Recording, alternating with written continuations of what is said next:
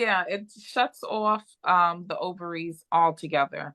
Because if the egg is not going through the normal cycle of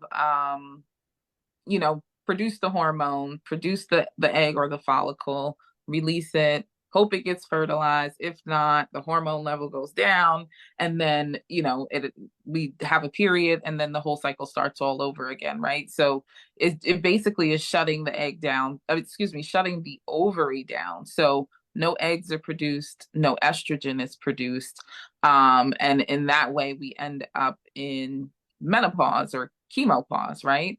Right. Um, we think of Zoladex almost like a chemotherapy, just, it's not making your hair fall out and it's not killing cells, but it is preventing the cancer cells from going by cutting off its life source. So, Yeah, it, um, it it also affects the brain. So the hormones mhm, that stimulate your ovaries to do stuff come yeah, from the brain, from the pituitary. yep, And so it shuts off that signal to even get to the ovaries yep, as well. So it definitely is it's a doozy, but it works on your whole body, works on your brain and everything. And so you got to wonder the impact of these things, on your whole body, not just your estrogen and not yeah, just your ovaries, but when people talk about things like chemo brain and you talked about osteopenia, right? Like yep, estrogen does a lot of things in the body. And while it's hmm, true, if we were meant to have estrogen forever, we'd have a period forever, but still blocking it in a young age can cause, some cardiac stuff, the bone yeah, density, the hair right, loss, it can cause hormonal disruptions.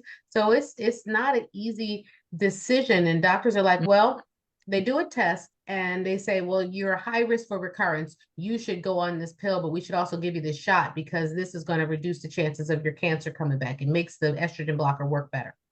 And then you're supposed to like just go with that. And they hmm, don't really talk to you about all the side effects of Zoladex. I feel like I don't hear my oncologist saying a whole lot about it.